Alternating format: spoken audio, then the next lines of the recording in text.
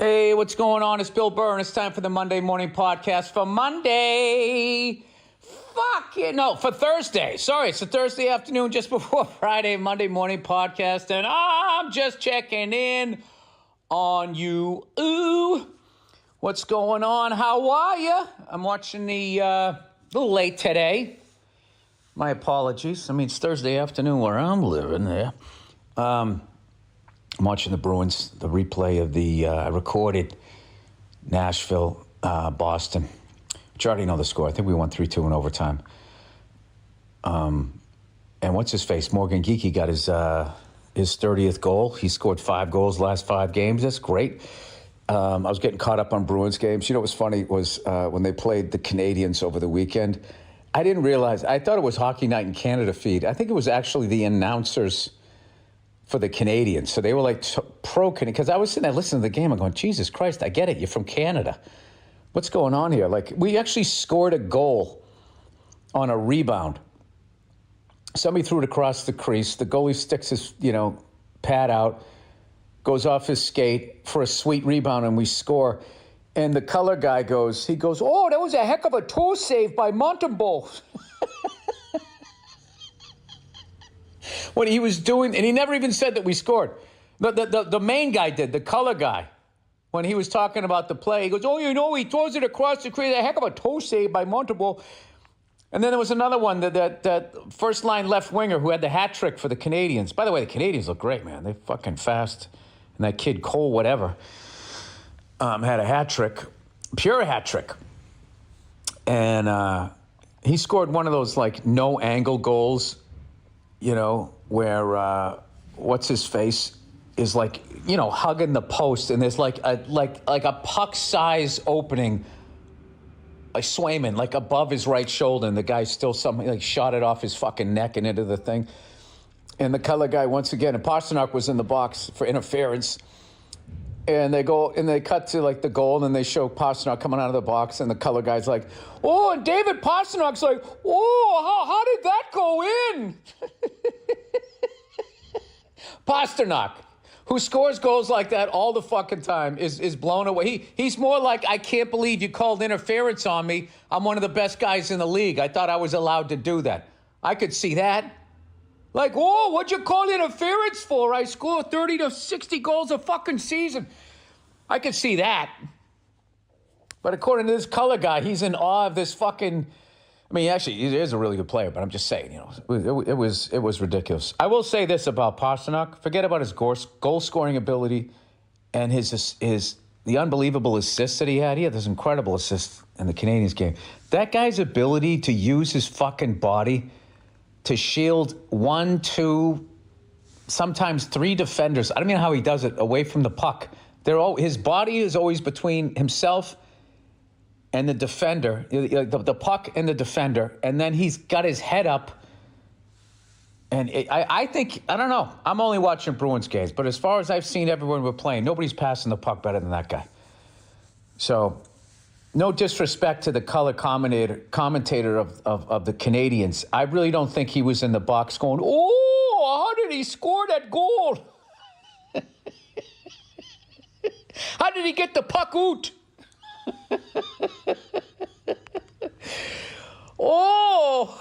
I am in awe of that guy that I have more goals than. Anyways, what was I going to say? I had a bunch of people ask me about Bill Belichick not getting into the Hall of Fame. And I thought that was absolutely fucking hilarious. And I thought it was fitting. I thought it was fitting to his career, where he was never given any respect. All people did. I'd never seen a guy so brilliant just get shit on the entire fucking time he was, Bill Parcells never won a Super Bowl without Bill Belichick as his defensive coordinator. He won 6 as a head coach, 2 as a defensive coordinator. The guy's got 8 fucking rings. All he's got left of his thumbs. That's all he's got left. And they're still, still shitting on the guy. All the butthurt fucking sports writers because Bill Belichick wouldn't give him anything because he knew anything that he said, they were going to blow up. Like the same way they blew up those stupid accusations against the Patriots, and they completely blew them out of proportion, and they straight up fucking lied and made a mountain out of a molehill. Oh, they made a mountain out of a molehill. And then let Jim Irsay skate, who was the biggest fucking scumbag in the league. So what's really going on here is not so much a Bill Belichick slight as much as it's a life lesson. Everybody out there, if you're out there, if you're going after a dream, part of being successful is what you're seeing what happens to Bill Belichick. You know, if you're a happy, confident person, you're happy for another human being's success. If you're not, you resent them. You resent them. And unfortunately, what comes with success is there's a certain amount of people that are going to be happy for you, will be inspired, will now think, oh, well, if he can do it, I can do it too, or she can do it, I can do it too. And then there's going to be the rest of them who are going to go overrated. It's because his dad fucking knew the person that did this. They're going to have all the fucking excuses in the world because either, I don't know what their deal is, but it's somehow your success becomes their failure, which this is not new shit. So Bill Belichick made sports writers work. And it was the sports writers' fault because they would take the littlest thing and they would gas it up and it becomes bulletin board material. Belichick knew that. And the second he won on Sunday, he would clam up about the person next week. And no matter how bad they were, he would act like that they were a threat. Well, they're a good team and go out there. All we can do is see how we match up again. I'm not going to comment on that, blah, blah. And they fucking hated him. Who do they like? Meatheads. That's who the press likes. The press loves a loudmouth meathead quote machine. Or somebody losing their composure and screaming and yelling, playoffs? They're exactly who we thought they were. Oh, that's what they want. That's the kind of person. Those people, if they had the wins, if they were up to be in the Hall of Fame, they would be first ballot. That's how it works. Like Rex Ryan. If that fucking guy had enough wins, that fucking guy, nobody made the press's job easier than that guy. He was a fucking quote machine, and they fucking loved him. They loved him. And meanwhile, they watched Bill Belichick, who's arguably the greatest coach of the modern era, right up there with the Bill Walshes. They never enjoyed him. They never gave him his props. And even to this day, like I remember when he lost the first game as a coach at UNC, there was all of these people so fucking excited about him getting his ass kicked. And evidently he was supposed to turn that whole program around in one game. It is what it is. And I don't think this is a reflection of Bill Belichick or anything. What it really is it's just how fat, man-titted, petty sports writers, it's just how they are. And I also think it didn't help Belichick's cause that Tom Brady was an absolute dreamboat at the time, married to a supermodel. I mean, these are people that eat Cheetos and their man tits sit on their beer bellies. And just to have to go into that locker room and interview these people and then leave, and go out and get into a Honda Civic, it's just, it wears on you after a while. And then someday when you get your chance to fucking, write a hit piece or not vote for them, they do it. So there you go. I mean, that's what it is. I mean, the guy, he's got 8 fucking rings. I don't know how you don't get in, but okay, I guess the guy who never played the game at the level feels that he's going to get in. And nobody's going to remember that he didn't get in the first time. Nobody gives a fuck. Anybody that knows anything about football knows what the fucking guy did. You know what I mean? It's like that kid on the Montreal Canadiens who just scored that hat trick against the Bruins. It would be me like saying that guy sucks or that the refs did something or blah, blah, blah, blah, blah. Like, I would never do that. That kid can fucking play. And Montreal they got the best team that they've had in a while, and they look really fast. There you go. Look at that. How hard is that to do? Now, as far as their color commentator, I mean, that guy could, I get it. He's a homer. I like that guy, too. If I was a Canadian fan, I would be happy that when we let up a goal, he still brought up the toe save that fucking let that was the sweet rebound that the other team knocked in. Oh, heck of a toe save by Montembeau. Anyway, I will tell you this: if he's like that in his marriage, he's going to be married forever. Oh, you lit up the credit card, honey, but oh, look at the nice stuff you bought. By the way, my apologies to every Canadian person out there. I know this is the worst. This is the worst Canadian accent ever. Admit it. I admit it, okay? I get it. But he just kept going, oh! And I got to tell you, it was pissing me off when I was running it. I was watching it. I was running it back with my fucking built-in VCR on my TV, whatever you call it, the DVR. I was just watching the TV. I was downstairs in the living room. Just watching it, just going, oh! Just yelling at the TV. I mean, it's really ridiculous. Anyways, so it's a couple of weeks here before the Super Bowl, maybe 10 days or some shit. And I'm contemplating whether I want to go. It's right up the street there, right outside of San Francisco. I'm going to be up in the area anyway, but I don't know, man. It's at my age, like, I'm not going to spend, it's like $4 fucking grand or something. I'm going to spend $4 grand to sit next to an adult who's wearing everything but cleats and 12th man written across his face, and is not going to sit down for the whole fucking game. Listen, I'm not saying all Seattle fans are like that, but, like, when I was growing up, like, people went to a game and you wore what you wore when you shoveled the driveway. Like, I just don't understand, like, this Star Wars level dressing up that people do. They'll put, like, the black shit under their eyes. When I was a kid, there was like always one, every fan base had that one guy. Kind of like the Jets. They had that guy with the fire helmet. You had that. The Orioles had the guy that got up on the dugout. You had one lunatic, and it was fun. And he sort of led the crowd in cheers. This is before the giant, scoreboards and the DJs and all of this other fucking horse shit. And, I didn't mind that. But when it became like everybody in the crowd, I mean, you look at the crowd at a Raiders game, and it looks like you're at Comic-Con. I don't understand that. But I also know that I'm old and time has passed me by. So I'm not saying what they're doing is wrong. I'm just saying I don't want to sit next to that. I don't want to listen to some fat person wearing a football jersey screaming, "Let's go, this is what we do, beast mode."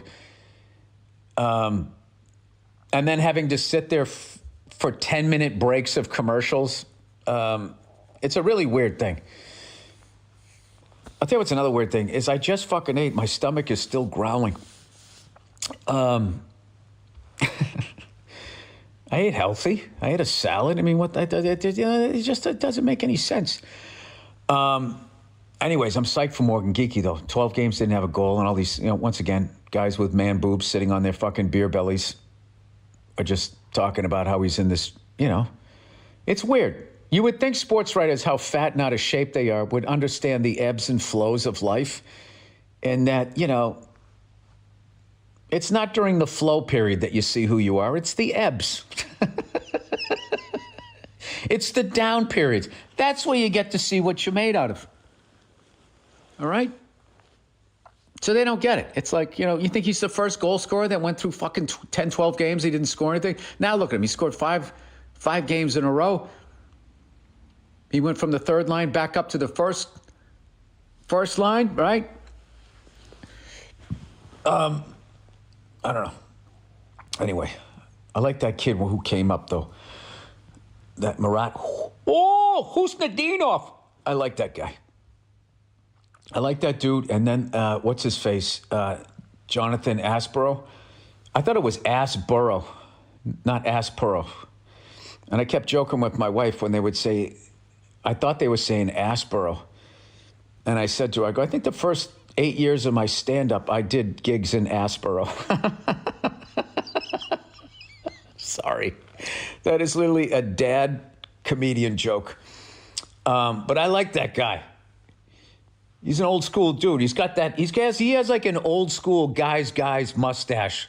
Like the Burt Reynolds. You know? Tom Selleck. And then that guy, I always forget his fucking name. And I love the show, too. That guy on Matt Houston. And he had like a real like cowboy name. I got to get that guy's name down. I always use him as a reference. And I always say that guy from Matt Houston. Because I was a kid. I watched the show. He didn't have a name. His name was Matt Houston. You know, I really look at him. He couldn't have been further from a Matt than I've ever seen in my life. He's definitely a Houston. Sean Corrali. Fourth line center. Grinding it out. Sorry, I got the game on right now. Anyway, what the fuck else was I going to talk about? I got to do a show tonight. I had a great, really fun show the other night. Just tried a whole bunch of new shit. And it was Kevin Nealon's show. And that guy truly is one of the most fun people and funniest people in fucking show business. And whenever I run into him, all he does is try to wind me up. And I know he's doing it, and I don't give a fuck. And he just wants to hear all the stupid shit I'm going to say. And I swear to God, like, I showed up at the beginning of the show, and I went on later. And when he was hosting, just in between, that's all we did. We just sat there trashing each other. And it was one of the most fun gigs I've had in a while. And it was a benefit, you know?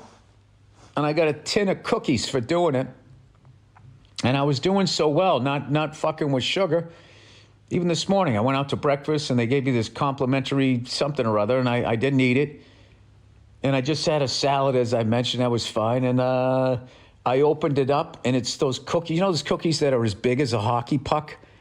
Not flat. They're big, chunky. You know what I mean? Like if you were playing pickup hockey with this cookie, people would be like, no lifting. Like no one's wearing pads. And I saw that thing, and I'm not going to lie to you. I am ashamed. I just fucking grabbed the first one I saw and just wolfed it down. And I got halfway through it, and I already started feeling like shit.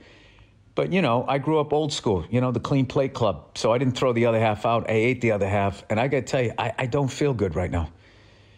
And I swear to God, eating sugar, it's the exact same feeling I have after watching a porno. I just don't feel good afterwards.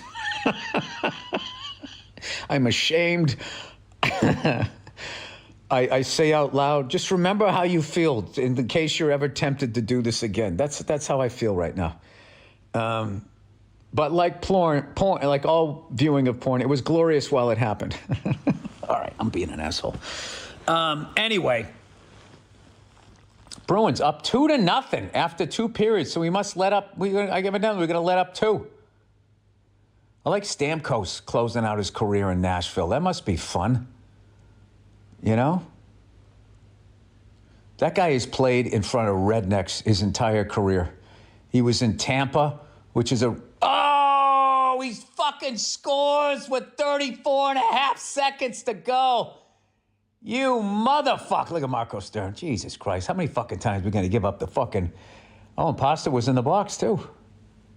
Oh, and he was like, how did he turn the puck on his side like that? Oh, that was a nice goal. That was a beauty. 2-1. Okay, so they score 1 goal, then they tie it up, and then, all right, I get it. And then we're playing the filthy Flyers tonight. That should be fun. So I mentioned I got my kids some baseball stuff, so we play catch every day after school, and in the morning I go out. I love it. My son goes, hey, Dad, can you throw me some hits? It's just the best. He's got a little black eye. Was wrestling with some kid at school. It was funny. I go to school, they go, you know, you're blah, blah. So him and some other kid, they kind of had a little play fight or whatever. I was just like, I go, how'd my son do? She was like, he did all right. I was like, all right, you know, what are you going to do? Hey, kid, take down a number. Anyway, what do I got coming up? I don't have any fucking reads. I don't got any fucking reads, dude. But I got some stand-up gigs coming up. I got to get a gig in February. I need to go do my hours somewhere. And because then I start back up in March. I'm really excited about that. I'm doing the road now like an old guy. So I'm going out there. I'm having fun. I'm not going to be like running around, 3 nights, 3 cities. I'm not doing that anymore. I'm going to do this thing where I just want to play like the same place like 2, 3 nights in a row, be able to unpack and enjoy all of these cities that I've been going to. Because, for a while I haven't been doing that. I've been doing like one-nighters everywhere. And, that's all right if you're in a city you don't give a fuck about. But if you're in a city you actually like, it's like you're landing that day and you got to do the show that night and then leave. Bill, we get it. It's a one night. All right, yeah, well, I ain't doing it like that anymore. That's all I'm really trying to say. All right, anyway. Had to go pick up my kids. I'm back. A little quick edit there.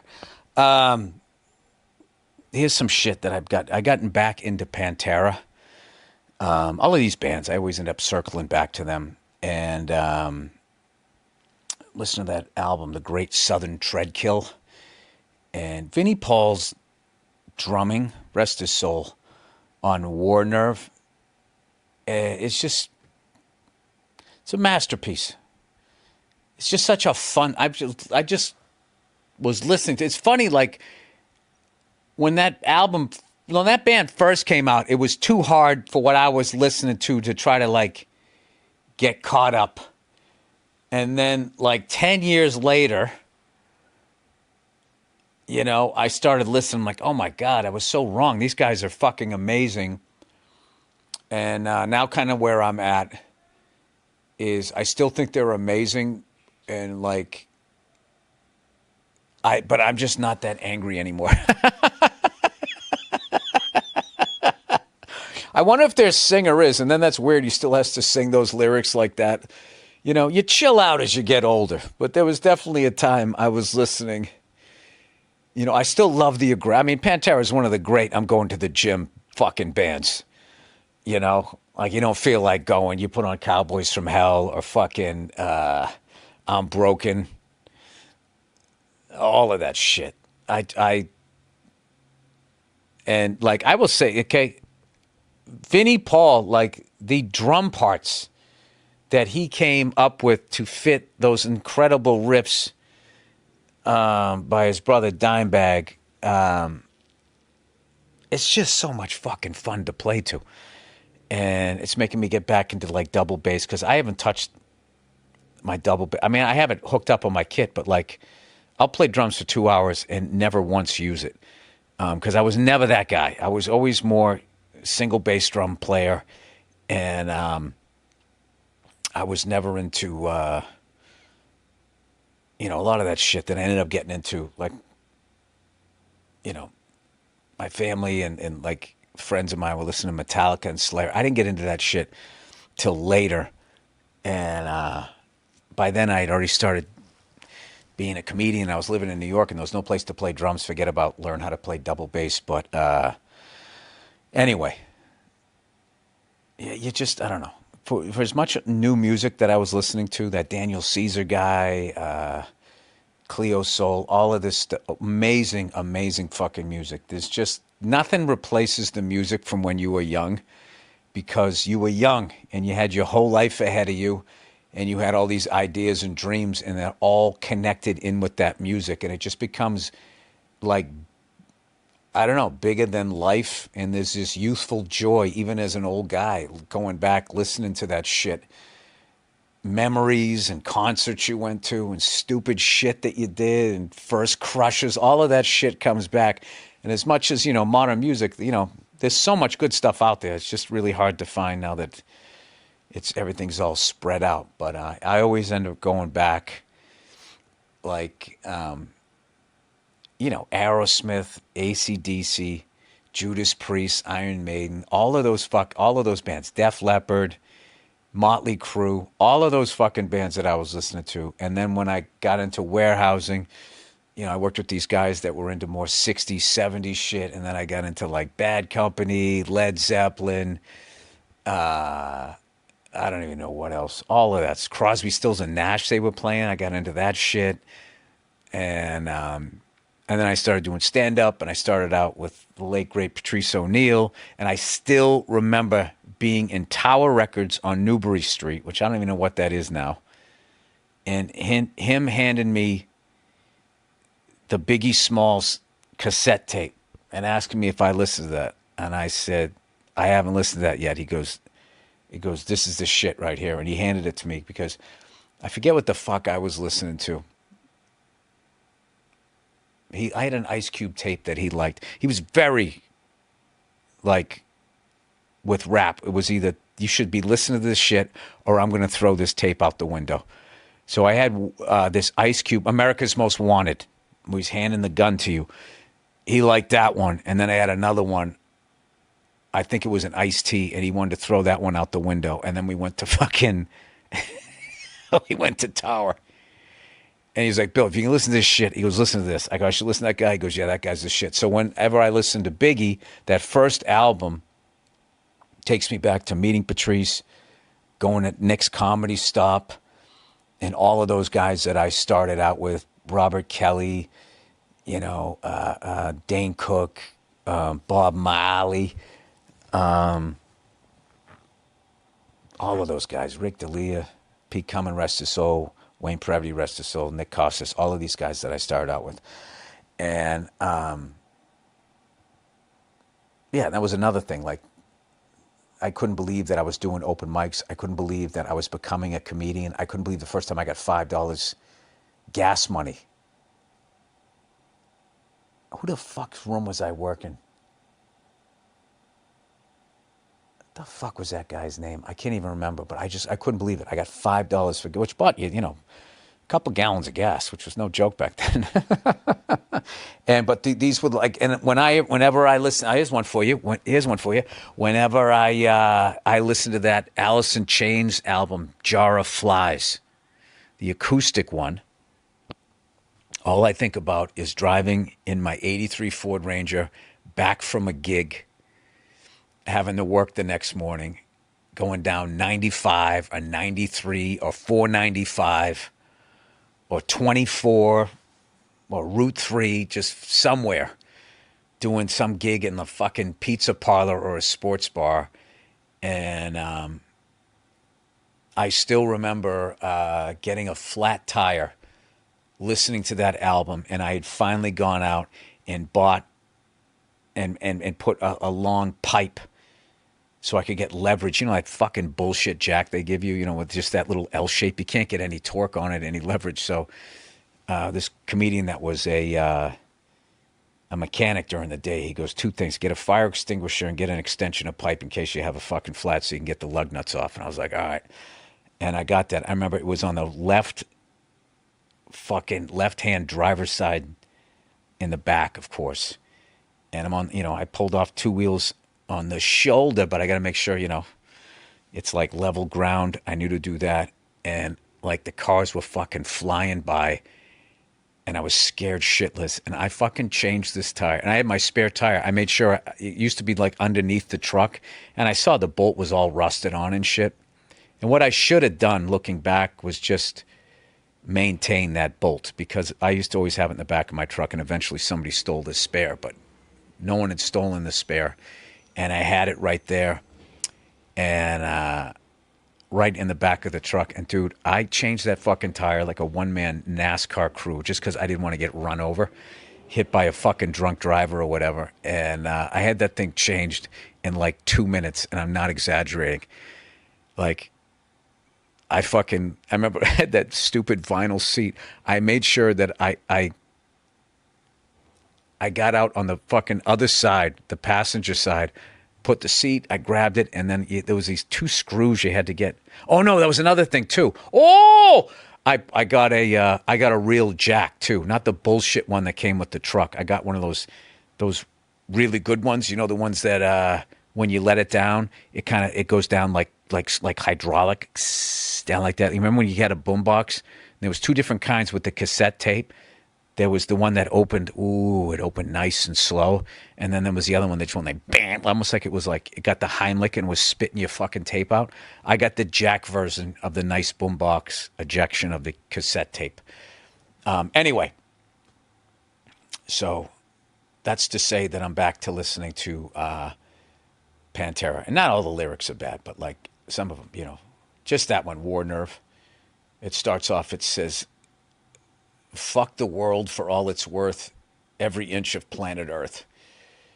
And I was just like, all right, this guy needs a hug.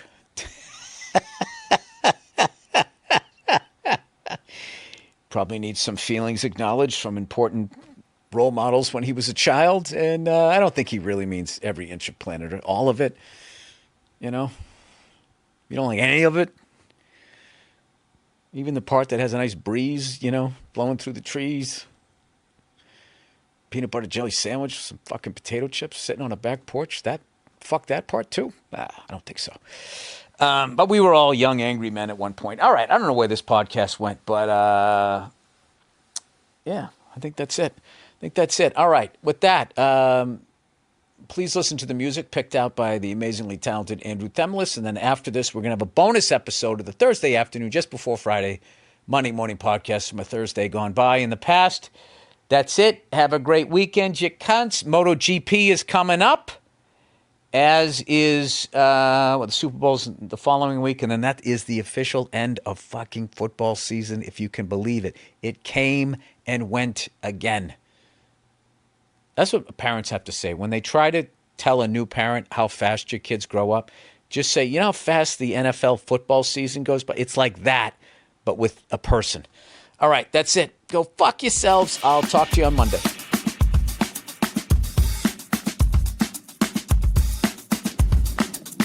Hey, what's going on? It's Bill Burr, and it's time for the Monday Morning Podcast for Monday, January 29th, 2018. What's going on? How are you? All right. Well, this would have been a boring Sunday because there was, there's no football, right? You got the week off in between the Super Bowl and the championship games. They had the Pro Bowl today, which was kind of cool. Looked like football in the future where they would, they'd start to tackle somebody and they're like, all right. I don't know if that's the concussion thing or the Me Too. I don't know what it is. He does not want you touching him. Do not throw him to the ground. I have a special guest to liven up my Sunday there. That's right there. Oh, jeez. It's the one and only Todd Rex, for Christ's sake. Todd, you are one of my favorite fucking people in this business, and you are one of my favorite comedians, so it is a pleasure. Man. Dude, I feel that the feeling is mutual, man. You don't have to compliment me on this. You're one of my idols, man. Dude, you are the silliest fucking dude. You make me feel mature. That's what I like about you. Todd Rex, okay. Yes. Todd Rex, who checks off a lot of boxes in this day of caring. That's right. You do. I don't even know what that means. I don't even know what it means either. I'm just trying to be progressive.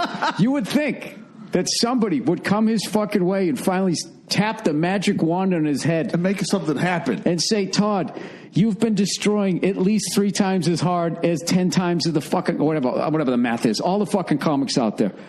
I love working with you, but I hate following you. You fucking murder. Finally, this fucking asshole, he got himself a special that he's taping, and he needs some people to come down, and then you can, go on, and I can open for you, make you sweat a little there. No, not a chance. All right.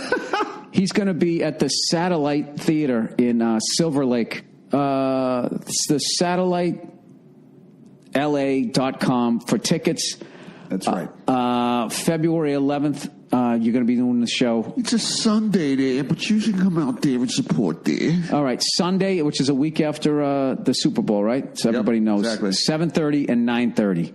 2 shows. 2 shows. 2 shows. 2 shows. So you're going to go out there, you knock the first one out, you go, all right, I got it, and then the next one you just go off. Cruise. Is that what you do when you do yours? You button it, make sure the first one's tightened up, and then... I spend the whole night trying to forget that I'm taping one. Really? And start trying to think like, oh my God, I missed that tag.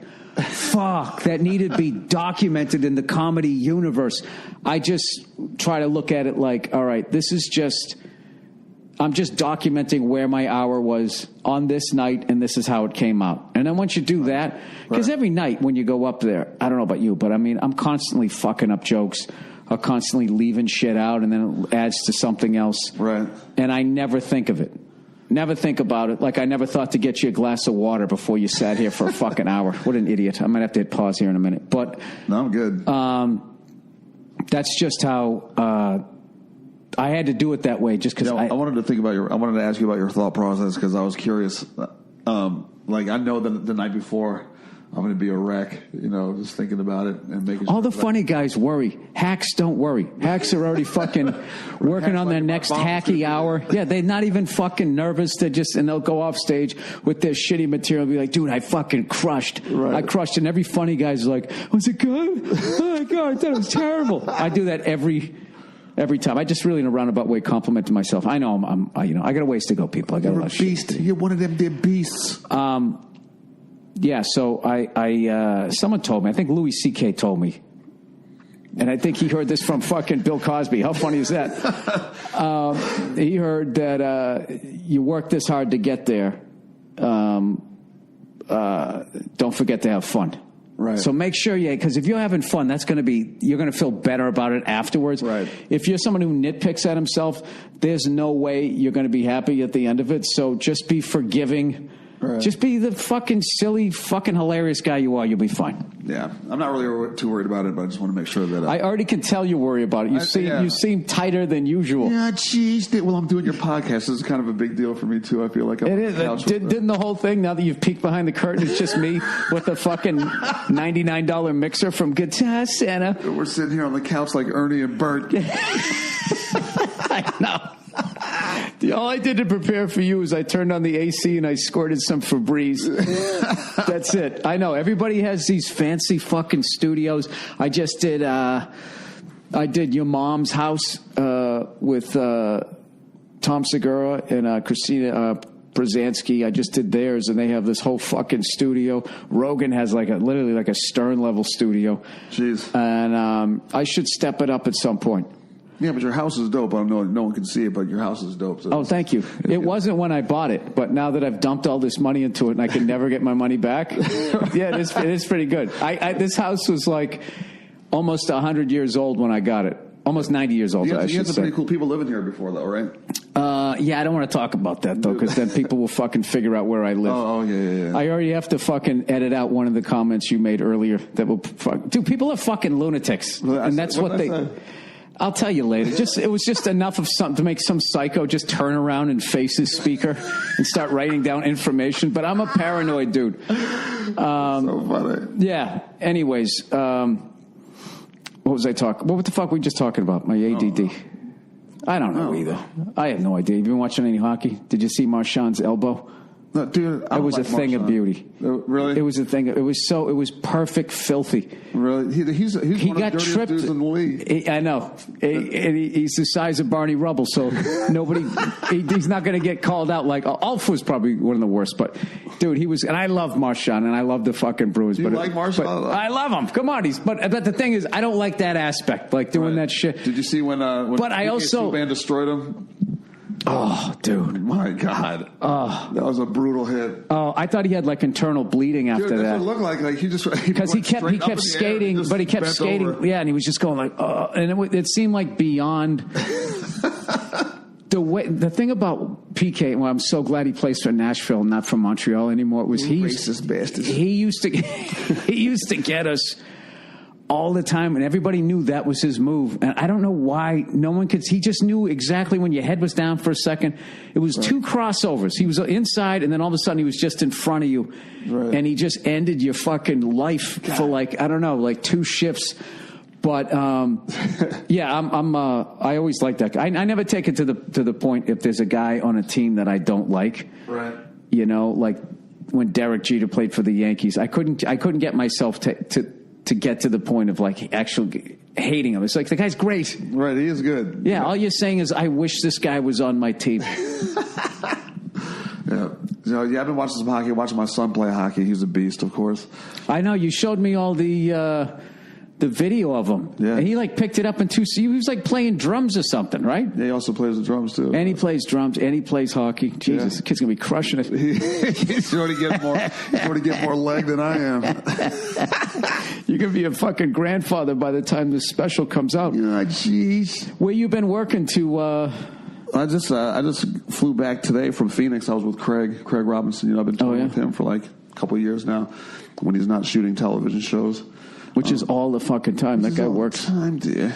Where were you guys working? We were working at Stand Up Live in Phoenix. Oh, okay. I know that place. Yeah, 5 sold out shows. It was fantastic. Had a ball. I did the, you know what's that's fucking nuts as far as like that downtown area, how lively it is. Yeah. If there's something going on. But the second the workday ends, like during the week, if you're there, like at 5 o'clock. Ghost town. Yeah, it's fucking creepy. Yeah, if the Suns don't have a game, right, it's over. Right. Yeah, I love it though. I mean, I couldn't live there, I don't think, but I had a really good time there. I had a good time traveling with you though when we went down south. I was just like reading some comments about give me the keys. Just give us the keys. Oh yeah, that lady. I thought about that the other day. We went to check in that hotel, and that lady was just fucking with the instructions. Our gym is on the 4th floor. It's open from 9 to 9. There's a continental breakfast, blah, blah, blah, blah. And I'm sitting there going like, oh, my God, how long is this going to take? And she's in the middle of it. You go, just give us the keys. She got, like, offended. She was mad for real. Yeah, she was mad.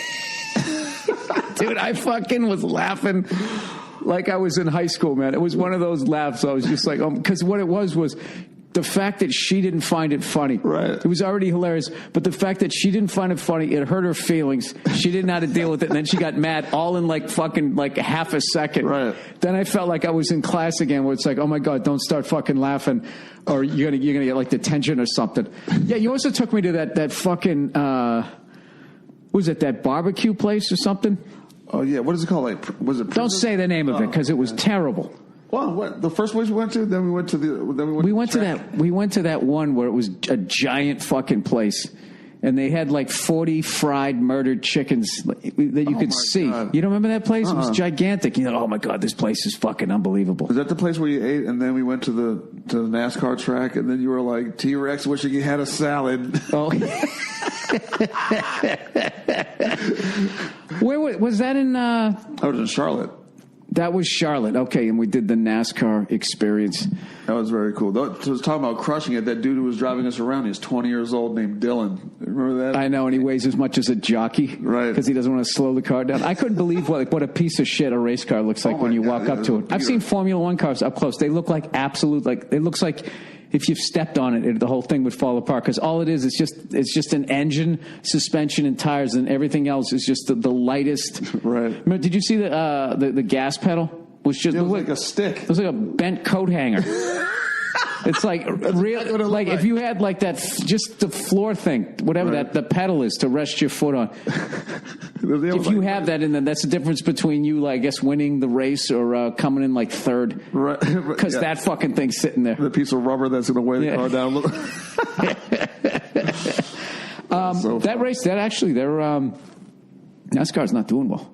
It's not. The numbers are down. No, when I went to the Daytona 500, they painted the seats, like every other seat. Like they had like 3 colors, and they would paint them. To make it look like there's people in the seats with cameras flying by. And you know who used to have it like that was the Minnesota North Stars. Really? Used to have seats like that, and I thought it was cool, and now I'm thinking, well, maybe because nobody showed up for the game. For the games. And maybe that's why they moved to Dallas. So when I hear all those Minnesota North Star fans still complaining that their team left, I mean, if there was people there, I wouldn't have noticed, right? Right, exactly. You wouldn't have been able to see the seats. They were out there skating on 1,000 lakes there. Yeah, geez. Did you watch any of the football? What's that? You watch any of the football? I haven't been watching any football. The only team I like is the Washington Redskins, and they're terrible, number one. Oh, that's right. You're from Baltimore. East Coast, yeah. How did you become a Redskins fan? I'm from Silver Spring, Maryland, right over the D.C. line. Like people always think Baltimore. Oh, okay. But I had grass and shit in my yard. Oh. 2 cars. Both parents are around. Not saying that that's not available in Baltimore, but people think of the Wire in the corner when they think about Baltimore. But that's not where I lived. Oh, that's why, because that's where I met you. I met you at the Baltimore Improv. With that that long, you had to walk down like that 3/4 of a mile hallway. The last mile or whatever. Yeah, that was the worst location ever for a for a fucking comedy club. Comedy club, dear. I was all thrilled. They let me come down there, and they asked me if I wanted to close out the Sunday one time because somebody canceled, and I was all fucking excited. And I drove there from New York City to do it. Oh, my God. And I was like, I'm going to get in with the improvs. And I showed up, and there was like 10 people there, and the owner was talking to the booker, never talked to me, and then walked out while I was on stage. And I remember being on stage. Like, I think I knew when I was on stage because I was kind of glancing over like, okay, well, is he Now at that least... guy works at Sonic Burger. Oh, man. It was really fucking annoying. I don't know why anybody who ran a club, why the fuck you would ever do that, because you don't know who's coming down. Right. And for all you know, they're going to go on, and do something. The fact that you would... I was driving down from... He didn't even say thanks. Classic fucking club managers. You fat, big 50-inch fucking waist. Oh, my. You know what I mean? With those slacks, that giant fucking belt. Right? The gabardine, whatever they're called. What are those slacks called? Action slacks? Yeah, the action slacks. Slacks there. Yeah, I ran into a number of those fucking people. That's my big thing, though, this year. Dude, I'm turning 50. Are you really? I'm turning 50 in I June. turned 49 in May. You do? Oh, right there, youngster. Right behind you there. You want to know what the next year of your life's going to be like? Hopefully it's going to be something like yours. No, well, I've decided that I'm going to fucking get myself that, like, rather than looking at 50 with dread, right, which I'm really not, considering so many of my friends have fucking died, didn't even make it. So, holy shit! You know Joe Recca in D.C.? Don't tell me he died. I swear to God, he did. Yeah. No, he didn't. Yes, he did last Sunday. He fucking died? Yeah. Of what? There was like some kind of cardiac event. One of his friends was like coming from Connecticut, going down to Florida. Hadn't seen Joe in like 15 years. Stopped by his house, and they were going to go to the Improv to watch Lavelle Crawford. And Joe said he had a headache and went upstairs to take some like aspirin or whatever, and like sat on the bed and like laid back and croaked while his buddy was there that he hadn't seen in 15 years. What? Yeah, isn't that crazy? Oh my dude, that guy had one of my favorite fucking jokes. What about the kung fu? No, the joke he did when he was having unprotected sex with the woman. He goes, I'm doing my thing, and I'm doing my thing. She goes, Joe, don't you come at me. Don't you come at me, Joe. Joe, goddamn you, don't come at me. And he goes, I blocks all that out. Joe was hilarious. I haven't seen him in like 15 years. It's going to be even longer than that. No. Oh, jeez. Fuck. Yeah. But we're getting at that age where people are just dying. And so, you know what's really fucked up is that you know what it is? People are dying that it's not even like shocking to me anymore. You know what I mean? Like when I hear it now, I used to be like, oh my God. But I was at my son's hockey game when someone called me and he was like, yo, Joe Recca died. And I was like, you serious? And he was like, yeah. But I said, how? And he's like, I don't know. I'll find out. And I was like, all right, call me back. I'm at my son's hockey game. Well, 5 years ago, you know what it is the first wave that goes is it's usually be bad genetics, bad luck, or bad diet. And then after that, it's like if you had half a bad diet, half bad genetics. It's just literally like when the Grim Reaper's going to get you. So speaking of that, becoming a dad at this point, like I was fucking old as I am, I got to, I've cut back on the boozing. And so I'm trying to get myself down to my fucking to my fighting weight and actually maybe get a person. Look good, though. You look fit. Yeah, I took 4 months off of booze, and then for the last month I've been drinking like lightly. But I don't know. I think I'm just too old now because I took those fucking 4 months off, and now going back to it, I get two, and I drink two, and I'm just like banged up the next day. Yep. So. I don't know. I think I'm going to go. I was joking that I'm going to be like Sting in my 50s. Just do like fucking Pilates and yoga. And, tantric sex, dude. Try to learn how to come for 40 minutes. That's how a lot of his music is recorded. A lot of people don't know that. When it's actually him coming. In the beginning of Synchronicity, is that it? Whoa! Whoa! Yeah, that's him. That's him. They record him. They record him? They record him banging his wife, right, for the first 40 minutes. Then the last 5 minutes, he just sings the song. And right as he comes, that's the hook. Gordon Sumner. Gordon Cumner there. Oh, jeez. I saw him at the Hollywood Bowl with, I almost said Gaylord Perry. That's a pitcher.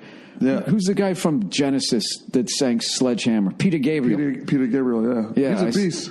Yeah, they both were fucking awesome, and they had like, and I was like, all right, who's gonna open, who's gonna fucking close? And they just, one would sing a song, and then the next one come out and sing a song, and then they were just both out there. And if it was the other person's song, they would just sing back up. Really? Oh yeah, that's dope. Peter Gabriel had like synchronized dance moves and shit. It was fucking, and in the end they were bad, but that was part of the joke. But you could just see he didn't give a fuck. Like it was like two guys. Like, his daughter plays with him too sometimes. Is that right? Plays like the violin, and she comes out and crushes on the violin. I'm trying to remember if he had a violinist. I just know that he was just like the guy who just aged and said "fuck it." Right. Where Sting was, still in shape and shit. So right. Peter Gabriel look terrible now.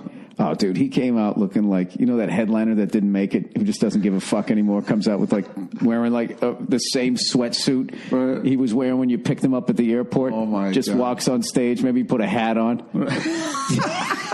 he had a big onesie on. Oh my God. And then Sting always has one of those those clothes that looks like he's going to do what was that movie he did with Tina Turner where she shaved the side of her head? Oh my God. Thunderdome? Thunderdome. I feel like he got a bunch of clothes from that movie that still fit him. Right, he still has the trailer, the wardrobe trailer. Like, that mesh Spider-Man looking shit. Flashy underwear peeking out of the back. Like a chain mail shirt. Yeah. Well, I saw those guys. They fucking... they absolutely killed it here. I got to make sure we're 20 minutes in. At some point, I do have to read a little bit of advertising. But, dude, who's your fucking internet provider? AT&T. Mine is it's just not happening for me here. I think I don't even know who I have. Nia handles that, and it's just been on the fritz.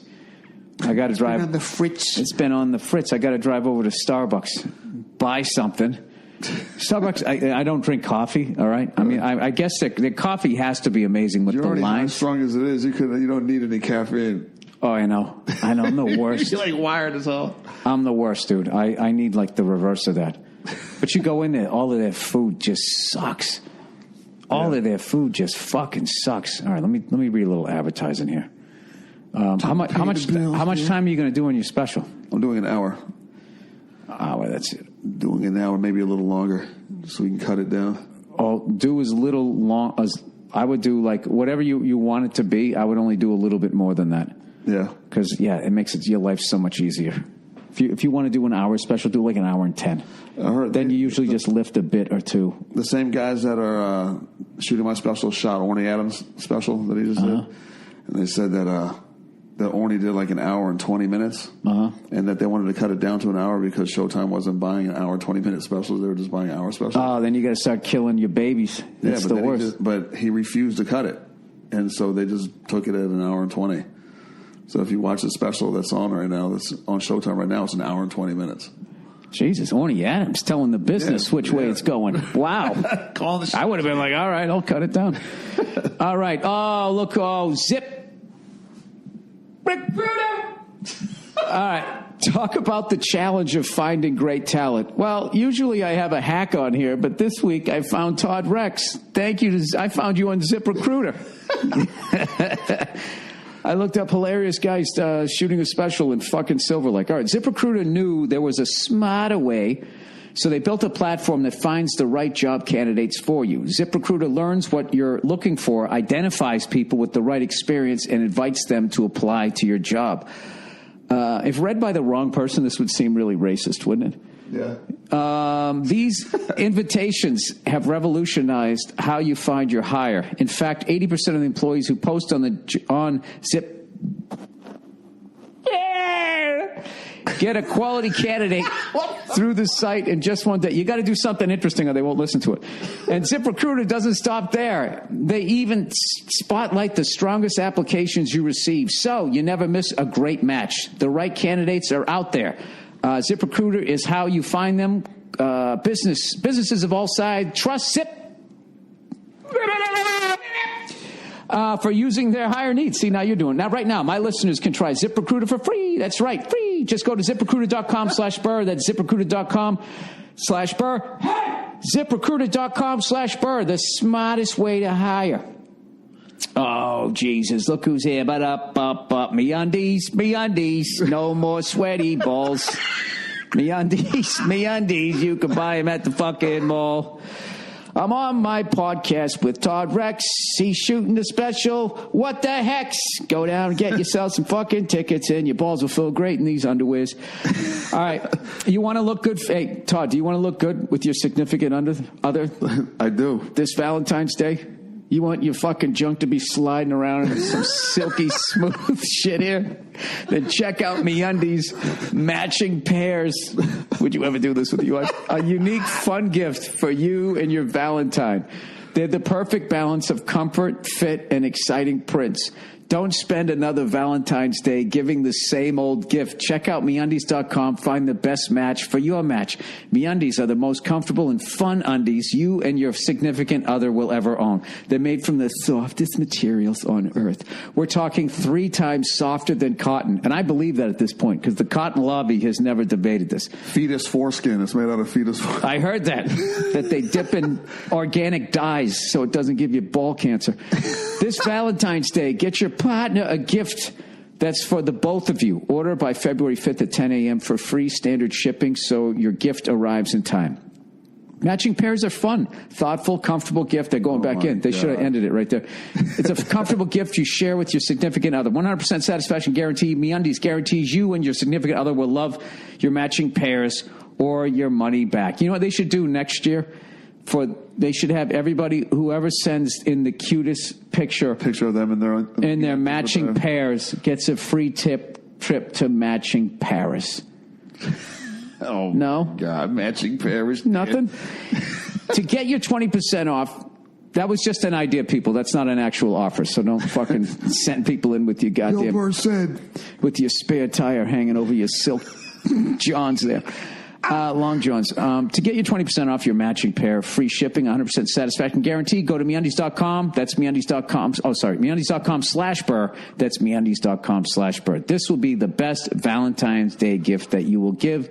Start matching your bottom half to your better half. Go to MeUndies.com/Burr right now. Do you have a pair of promotional here? They gave me some. Did they really? Yeah. Did you rock them? I definitely won, but they gave me the Greg Louganis cut on one of them. It was the West the West Hollywood cut there. So I was not in I was not in gay male shape when I got him, so I did not look good. I'm trying to get it in as good a shape as those fellas down there, but who used to have the pit like that? I want to get in shape. No, I want to get in gay shape. Because I got a buddy of mine. All he does is he just loses like fucking 10 pounds, and then he just sort of pushes down his shirt, going, "Dude, I look good." You know, you like pat your stomach. I think I'm looking all right. Do you and your wife? Do you guys? Yeah, we have 4 kids. Of course we do. No. Do you guys celebrate Valentine's Day? Is there no at this point? No. How long you guys been together? Since '95. That's great, man. Yeah. Look at you, 23 years. Yeah, but it took me till 2004 to tie the knot there. Oh, yeah. Wanted to make sure she was the one there. So how many years was that? Like 10 years there, man. Wait, 2000 what? 2004. 2004. So that's 9 years. Yeah. All right. 10 years. All right. It took me... What was it? Dude, it took me 9 years, too. Really? The fuck, yeah. Yeah. Stupid. I knew in 9 months, but I was just like, I don't know. Right. And then also... My wife was a little bit of a commitment phobe. We're both like commitment phobes, yet totally like relationship people. So it totally worked. You know what I mean? Right. So we lived our whole Sid and Nancy fucking lifestyle for a while, you know. Not married, no kids, partying. Right. Had a great time. Yeah, we did that for a while, too. Hit all the water parks. With the matching T-shirts. Oh, yeah. Matching MeUndies. It took me forever to propose to her, but I'm going to tell you why it happened. I went out partying with friends of mine one night, and I ended up spending the night out in Virginia. And I was on my way back the next day at like 10 a.m., and my wife was furious. She was my girlfriend at the time. We were living together, and she was furious. And she called me. She already left me a message, and I checked the message, and then she called me again when we were driving home. Oh, no. And so when I picked up the phone, I just said, "Hey, I just was out here thinking with my friends. The reason I was like, I'm out here with my friends to spend the night is like, I was talking to a man. I think I'm ready to settle down and marry you." Wow. How mad was she that you had to come up with that? Does she know that? She better. She will now when she listens to this. No way. Oh, dude, I don't want to get you in trouble. No, so what did she do? What's that? She was like, really? And Oh, I was like, my God. oh my God, I can't wait for you to come home. And I was like, dude, I didn't want to have a fight when I got home for spending the night out. So, yeah, so that diffused the whole like fight that was coming up. And set you up for another 1,000 more over the next year there. I just, why the fuck did I do it? I finally just realized, I just knew she was going to leave. Like, some days, get off the pot. No, it was some days when I was mad at her, I would fantasize about breaking up. But even in the fantasy of her breaking up, when she would walk out, even in the fantasy of that, I would still go, no. So I was like, all right, I got to make. Oh yeah, that was the Paul Verzi helped me get through that. Paul Verzi has actually helped a number of comedians get over that, like, that's thing. You know, you think it's a mountain, it's you just stepping up on the curb. But it's just like, dude, where are you going? Right. What are you doing? You know, she's going to be so happy. You're going to be happy. Once you get through the fucking vows and all of that bullshit, then you just at a party with all of your friends and it's fucking great. He was 100% fucking right. So, I was going to ask you, do you guys go out on Valentine's Day? No, we don't really celebrate. Like, I don't get our chocolates or nothing like that or cards. You know, we might, we have the kids, so a lot of the times we're just we'll wait till the kids go to sleep and then we'll like have a bottle of wine and watch a movie or something downstairs, something corny like that. No, that's way better. We're going out to dinner. Like, dude, we're so old now. Sometimes it feels like we want to go out and have a good time, so we're gonna go out to dinner and then go into Hollywood and get some drinks and maybe go to a dance club or whatever. That by the time we're done eating dinner, we're like, you want to just go home? Oh, and it's how psyched are you when the other person says that? Yeah. It's just like, yes, I do just want to go. I don't want to go to Hollywood right now. Yeah, like I for years would rather drink at home. I got better stuff here than they got out at the Right. bar. They always have some shit stuff. And they're trying to rape you on the price also. Yeah, and once you're with the person you're going to be with, they got the worst booze. I'm not interested in meeting anybody. Right. So all I'm going to do is go out there, and then I got to deal with, like, how am I getting fucking home? This is before, like, Uber and all that shit. I've been drinking at home. Yeah. For years. You always have some like. Yeah, we have what, bourbon. I have bourbon, whiskey, scotch, I think tequila. You had this really smoky, I think, whiskey one time I was here, didn't you? It was probably a scotch. Scotch? It was like really smoky. It good? Yeah, it was good. Oh, did we smoke cigars? Or no? No, I don't think we did. Because as I was thinking, my daughter just had her first birthday, and I was looking at the house. Dude, we had like 16 kids over here. Really? All our friends have kids now. Because, once you have a kid, all your friends who don't have kids, it's just like they keep living their rock star lives. Right. And you're like, you get like six more calls like, I got to watch the kid. And you just fade out. They start disappearing over the horizon. You just fade out. Like that band member who's on the first album. And you always like, whatever fucking happened to that guy? Then they never see that guy until like the VH1 behind the music. And he's just like, all right, I didn't even know they were putting out a second album. They just never called me. And all of a sudden I was just like, right, guess I'm out. So I was looking around the living room and we had like 16 little kids in there. Oh my God. Ages 8 and under. Yeah. And just like toys galore, right? And just shit all over the place. And I was just thinking like, 18 months ago, this would have been 5 of my friends. We would have been getting shit-faced, right, watching a game and smoking cigars, and just how much it changes in a good way. Like we went to the park today for the first time. I went over, I put her on the swing and shit. She loved it. Right. Oh, yeah, screaming. It's the greatest. You got to take pictures and video of that, man, because it happens. It goes by so fast, and you'll look back at those pictures with a tear in your eye. Oh, I know. No, I'm already doing it. I'm already like, there's a part of me that's like, as psyched as I am to be a dad, there was a mild depression with her turning 1. Right. Going like, she's not a baby anymore, man. She's a toddler. And next year she turns 2. Her age doubled in a year. Yeah. No, but I see why people keep having babies, because you just want to keep hitting reset. Right. Because it's so fucking awesome. And I like talking in a positive way about it. Right. Because when my wife got pregnant, just so many people said all this negative shit. Like, oh, dude, no more drinking. It's over for you. Yeah, no more getting hookers in fucking Vegas. No more going to Thailand and seeing what's up over there. Like all this degenerate shit. And I was just like, Right. Yeah. This is way better than that shit, though. Yes. No, today we were over there and it was just like, I was having the best time. And I it was like good, clean fun. I was actually getting a little bit of exercise. Right. Clean air there. Yeah. She kind of took her first step in the park, which was cool.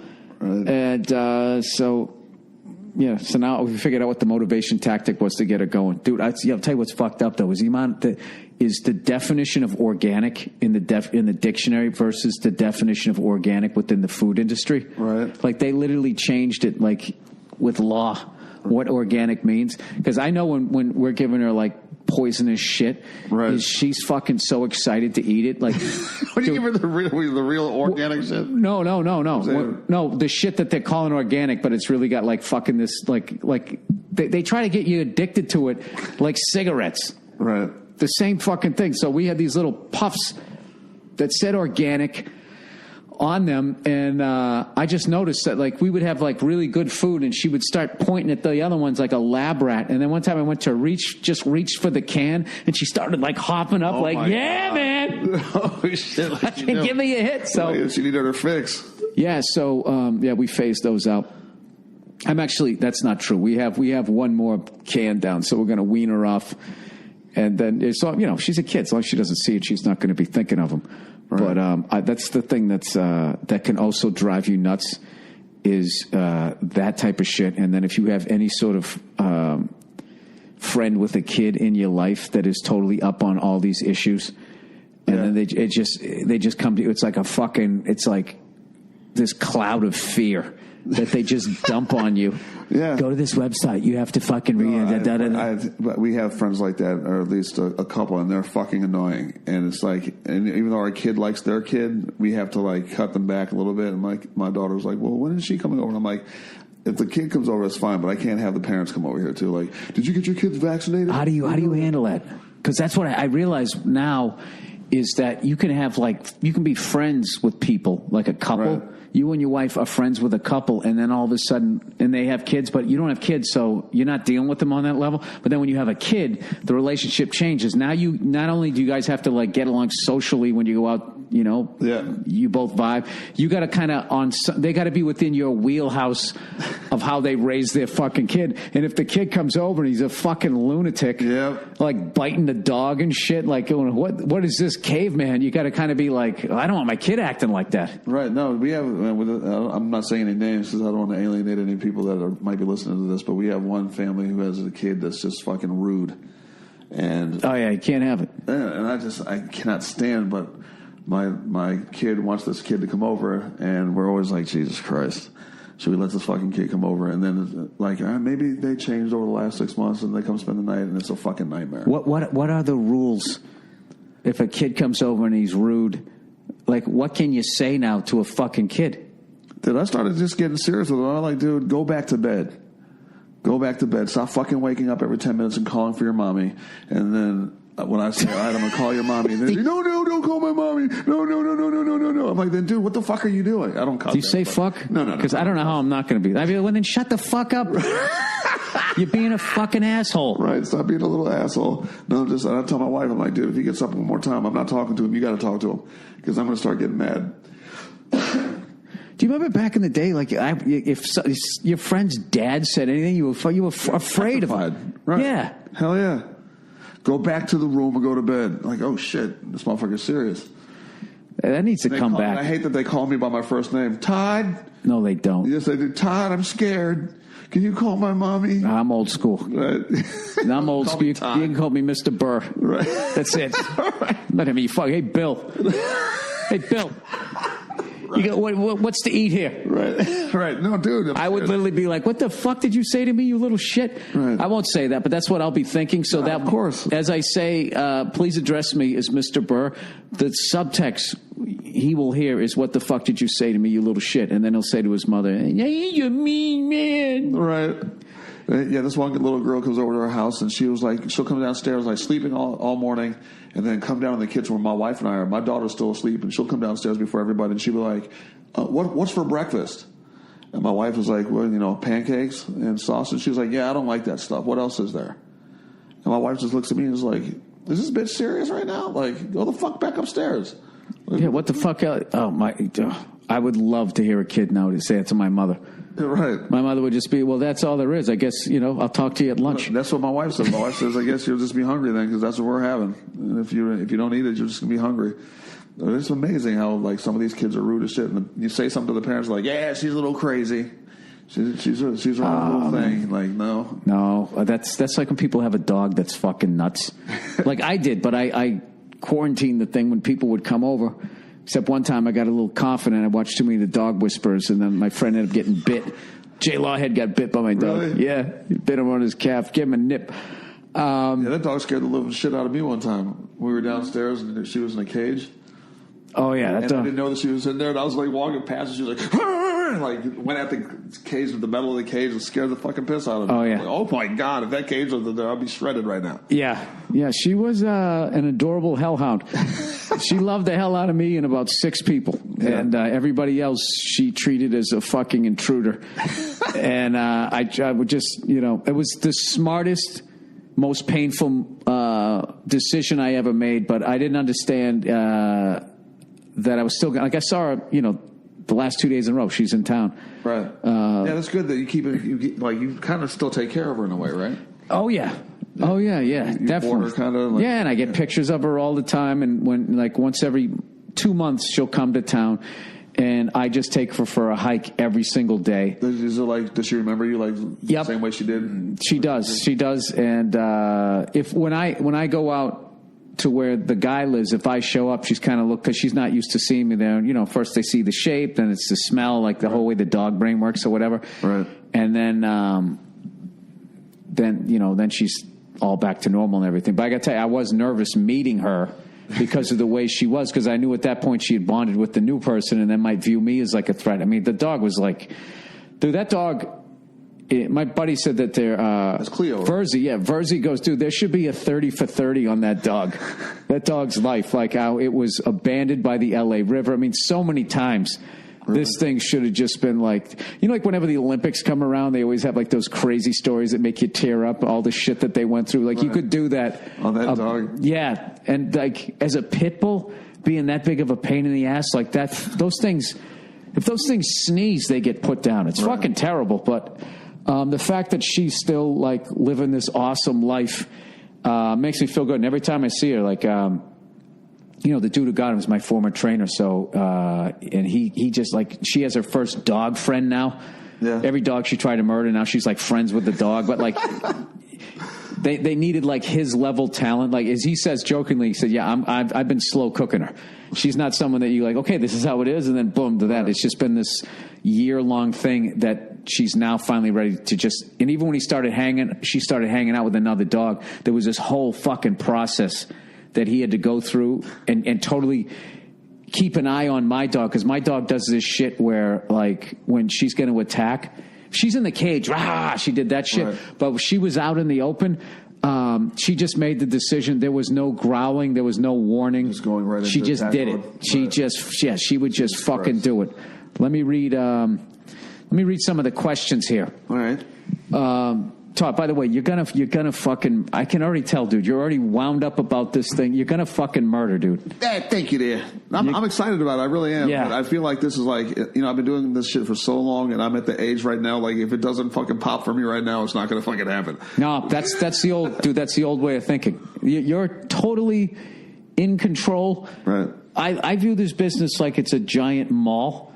Okay, and I have my little store in the mall, and you walk into my store. Hey, how you doing? I tell jokes. I do a podcast. Right. Got a cartoon. See anything you like? That's what I'm selling. If you don't fucking like it, I get it. Right. See you later. But when I first got into this business, I would, it's like you're walking around the mall. Like, oh my God, they're selling shirts. I got to sell shirts. Right. Oh, fuck. Yeah. They got sneakers. I got to be doing. You try to like do Keep everything. Up with the Joneses, right? Yeah. Fuck that, dude. By the way, your cartoon is fucking hilarious, man. Oh, thank you. Frank Murphy and Vic are my two favorite guys. Oh yeah. You wait for the third season. We're oh no. We're editing like fiends. It's going to be out later on this year. I'm not allowed to say exactly when. I don't have an exact date either. But like Netflix has like. They're like the fucking geniuses of this new thing. Is they I remember last time when I had a special coming out there. They wanted me to come in to meet with them to like discuss promoting it. And I'm thinking like, what the fuck are we going to discuss? Throw up a couple of billboards. I'll talk about my podcast. Dude, I went in there. Right. It was like Bill Belichick shit. They're like, yeah, dude, I can't even explain it. Like I went in there going like, this is ridiculous. That this is just an idiot like me with a bunch of dick jokes. And then I watched them breaking down how they were going about promoting it. Right. Like two people who are watching Netflix and their fucking algorithm and all of that shit, judged by what you watched and all that shit. Not saying it's a perfect system. Right. It blew my mind. Jesus fucking blew my mind. No, listen, dude, there's a reason why they're global right now. And it's not from hanging out with me there. All right. Peach cobbler recipe. Hey, Billy Crust King. I like to bake, by the way. Really? Yeah, I made my daughter. You told me that before. I made my daughter a birthday cake. I'm doing that every year of her life. Jeez, are you doing the non-GMO with the no gluten? The non-tasty frosting? Oh, no, there was a bunch of sugar and fucking... Nice, that's what I'm talking dead about. baby seals in it. It's a big politically incorrect cake. Baby owl. All right. Dear Billy Crust King, I am invited to a Super Bowl party. By the way, you know the Patriots are in it again this year. Yeah. Do you realize if Tom Brady gets another ring, Jesus Christ, him and Bill Belichick will have more rings than every franchise in the NFL except for the Pittsburgh Steelers? They'll be tied. Wow. Then their entire 50 years, crazy. 50-something years of every franchise trying to win one. And Brady doesn't lose, though. I'm just letting you know that right now.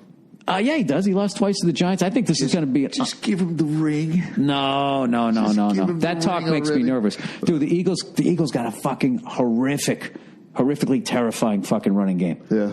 And Nick Foles is not a backup quarterback. That is a starting quarterback who lost his fucking job, and he's coming back like a fucking revenge movie. Their defense looks fucking great. Right. And I don't think we would have done to the Vikings what they did. So... Okay. Yeah, I don't know. I would say you're just trying to be humble there to keep the gods happy. Take the Eagles and the points. That's what I would do with my money. No, dude, Edelman's out. Gronk got a concussion. Amendola had the game of his fucking life. Did you hear that song, the Amendola song? Uh-huh. It's like that song Lola. Really? Oh, dude, it's fucking Lola. D-O-L-A Dola. I've heard that. Now they're playing Nick Foles in the Super Bowl. That's funny. In Minnesota. All right. Hey, Billy Crust King, I'm invited to a Super Bowl party. Don't worry, just dudes and nobody interested in commercials or halftime shows. Thank God. And I am the designated dessert maker. You were talking about peach cobbler on a Monday morning podcast, but I can't quite remember if it was a recent one or an old one. Anyway, would you mind sharing your recipe with me? Because I want to have the real deal. I'm from Germany and can't figure out if the recipes I find here are any good. Hope to hear from you and go fuck yourself. I just Googled and looked at pictures, and then I found one that looked good. Looked delicious. This is what I would say. I would say if the cinnamon, nutmeg, whatever they tell you to fucking put in, add more. Because it'll always be like an eighth of a teaspoon, a quarter. They're going to make it taste good, but they're not going to make it taste great. So definitely be tasting your filling, and don't be afraid to get a little heavy-handed with some of the spices, especially the cinnamon sugar, a little bit of some butter in there.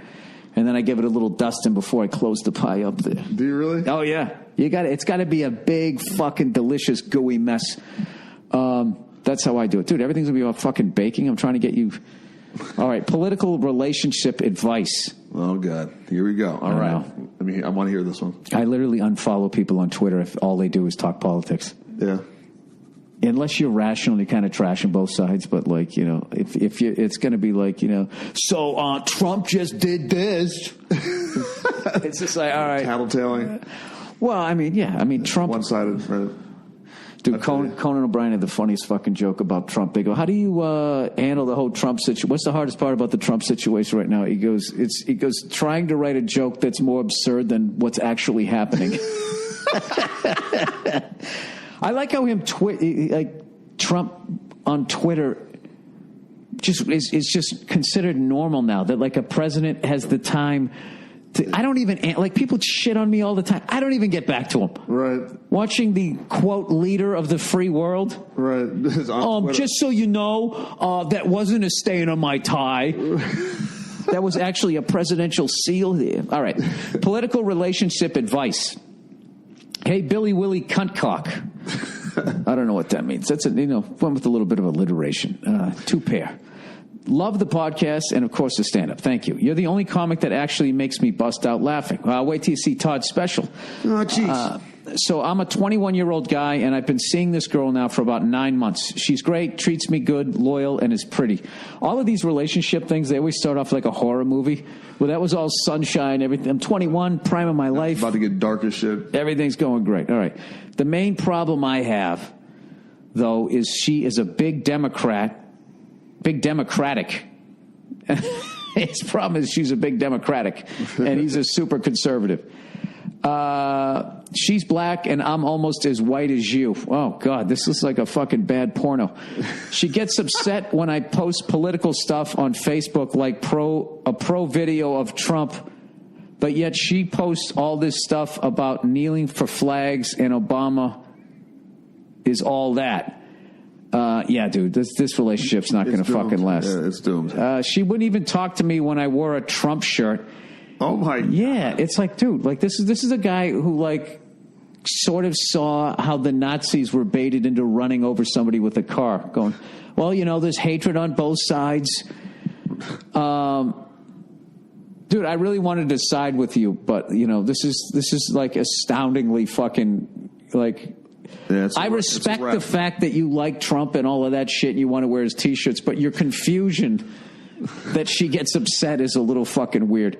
It pisses me off, but I don't want to ruin the whole relationship over something as dumb as politics. It's too late. Since you are already in an interracial relationship and for a lot longer than me, period.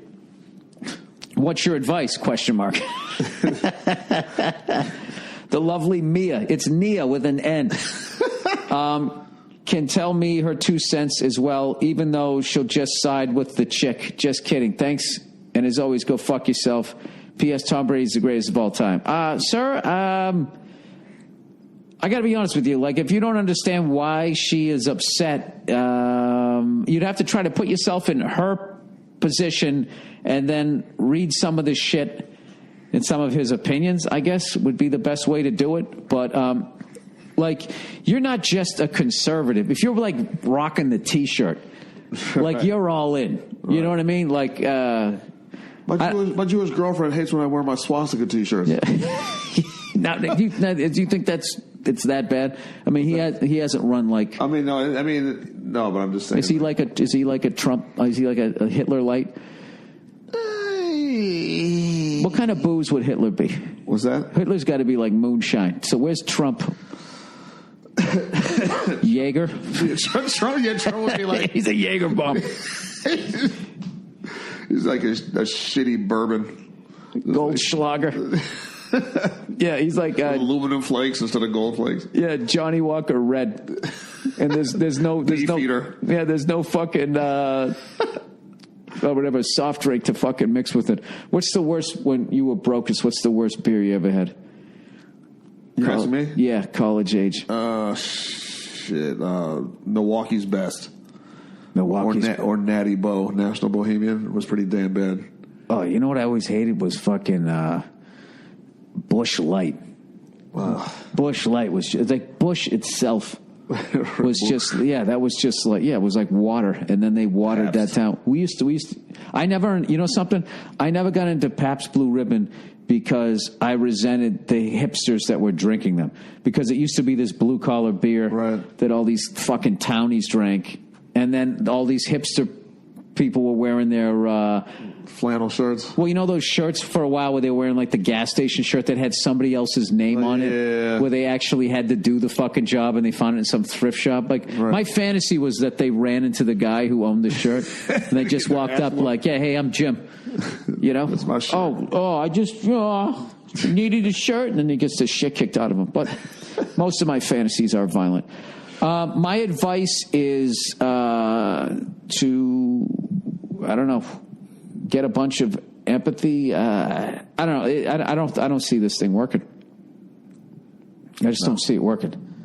That's going to be like, because you guys are so, if you're that far away from each other, you're not going to get married and have kids. No. Yeah, that's like... Yeah, you're going to be fighting over them politically, too. Like, so what, they're going to be Democrats or conservatives when they grow up. And then, right. You know, that's a whole other can of worms. Yeah. So, enjoy banging her. And while she lets you. While she lets you, and then I would I would just be like... Yeah, but he's also 21. He doesn't know. He generally seems like he doesn't understand, unless that was just, sometimes people just lie and they're writing crazy shit. All right, girlfriend drinks too much. Dear Bill, I was hoping you could help me out with the problem I've been having. I've been living with my girlfriend for almost a year now. We were in our mid to late 20s. Just for some background, everything's going great except for one thing. We work regular 9 to 5 type jobs, which means most of the fun we have is on the weekend. And like most people, we tend to lube up on the liquor while we're out and about, or even just staying in. Well, I don't think there's anything wrong with drinking. My girlfriend doesn't know her limits. Often she will drink way too much too early and end up passing out or throwing up, though commonly both will occur. Wow. Yeah, she doesn't know how to drink. You got to pace yourself out there. A few examples. She will insist on watching a movie after we've had a few drinks. We finally decide we'll put it on, and then after 15 minutes, she passes out. Then I'll have to stop because, of course, I can't watch it without her. Yeah, well, teach her a lesson. Watch the whole movie and be like, you missed a great one. And in the end, the butler did it. So lay off the booze, because I'm going to start fucking doing that to you. Number 2, we went to a hockey game a few weeks ago, and when we got to the arena, she ordered me a beer and herself 2 double gin and tonics. Oh, my God. Yeah, she has a problem.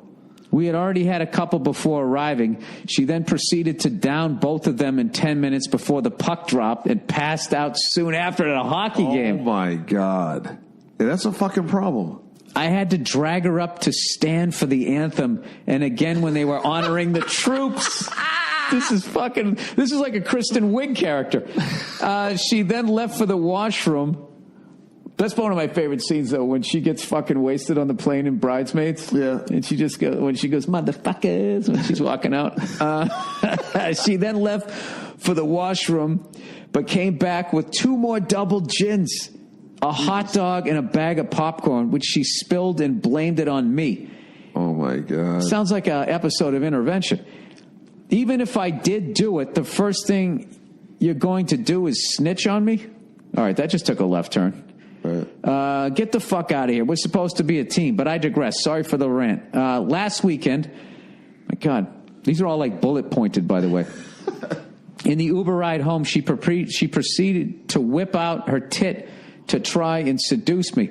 I told her to put it away because she was in no condition and I didn't want to fuck up my Uber rating.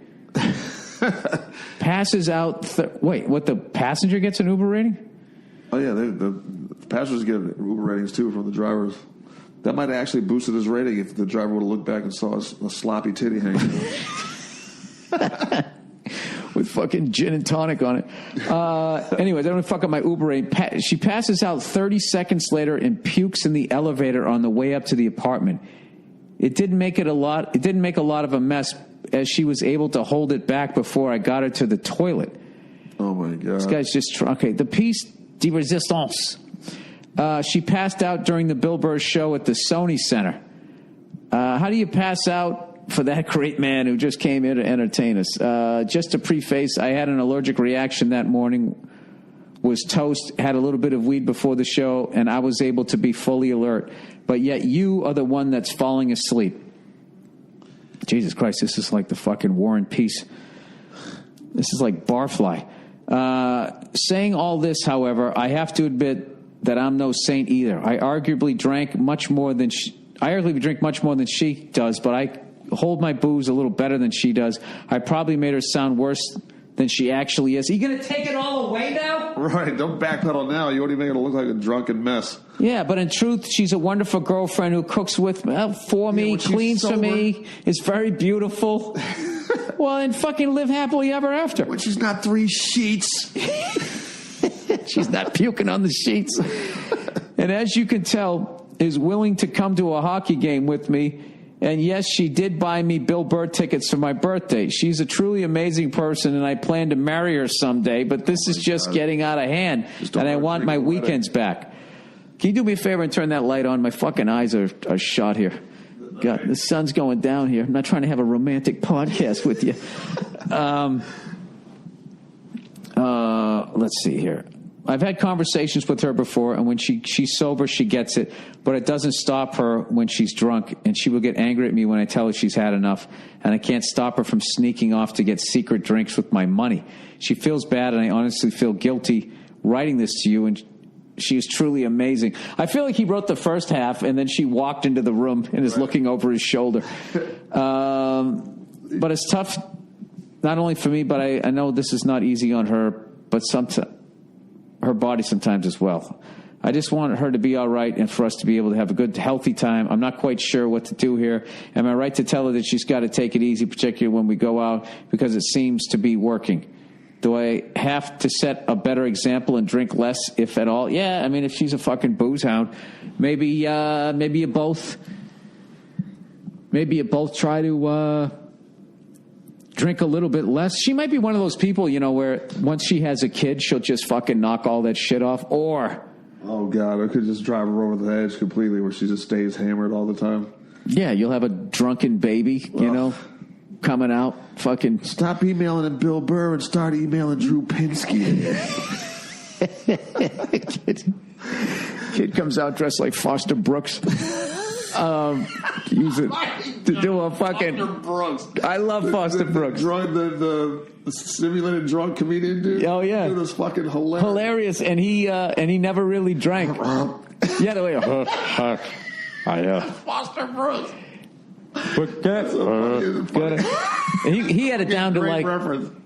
Dude, that's back when like being an alcoholic was like funny. Right. This is how much I have to be careful though. Is talking about all that drinking made me want to drink. Right. Like I love it. I hate how it makes me feel though now. So I kind of I just lay off it. Craig Robinson didn't drink for a year, and then we just had drinks in Arizona this past weekend. We felt like trash both mornings that we drank. Oh yeah. And so he was like, "Yeah, I thought I was back after taking a year off. I thought I was back, but I'm good on drinking, I think." I was like, "Yeah, man, I don't feel good either. I had a headache every day that I woke up." It's an age thing. Like it's a young person thing. Like it like. But we had fun. We were down to like when we were doing those shows, those theater shows, and we would go to like the cigar bars. Oh yeah. And have a drink with cigars. Yeah. No, I still like. I think what my drinking maybe will be is like. This year when I go on the road, I think, like if I go out for 3 days, like that middle day. Yeah. Not the first night because I traveled, and not the night before I have to go to the airport, but just that middle one and finding a good place. I don't know. That might be the way. Oh, dude, you know what I went to last night? Oh my God. I went to this 80s, like all these bands, this crazy fucking lineup. Was it the real bands or was it tribute bands? No, it was like, dude, it was, what was it? Like Drama Rama. Remember them? Holy shit. I can't remember the song. They said Flock of Seagulls, The Romantics. They were all really there? Tone Loc. Oh my God. Fucking the Violent Femmes, Melly Mel, and the Furious Five. Yeah, Furious Five. And Boy George closed. No way. Dude, it was fucking... Where was this? This was at the Microsoft Theater, which used to be the Nokia.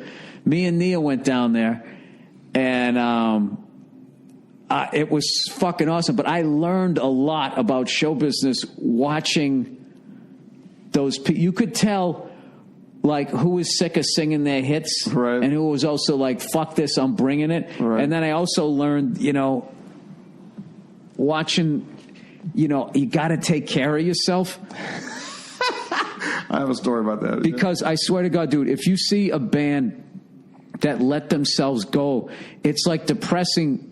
Like yours, because you love them and they look like shit, and then all you're thinking is like, oh my God, I'm fucking 20 years older than he was when he put that song out. Oh fuck, we're all gonna die. But when you just see a band come out and they kept themselves in shape and they're fucking killing it, as much as they're older, it's like I'm not gonna name names, but I saw one band that made me think like dude, I'm never drinking again.